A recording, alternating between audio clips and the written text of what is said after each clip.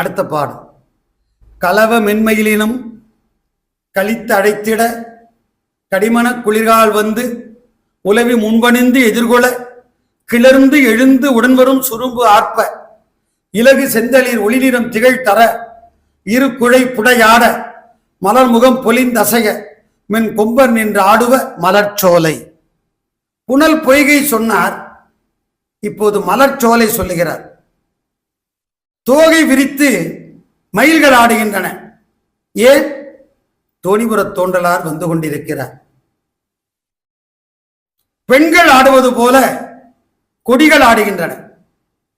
அந்த பெண்ணின் காதிலே அணிந்த குழை போல தளிர் ஒளிவிட்டு பிரகாசிக்கின்றது.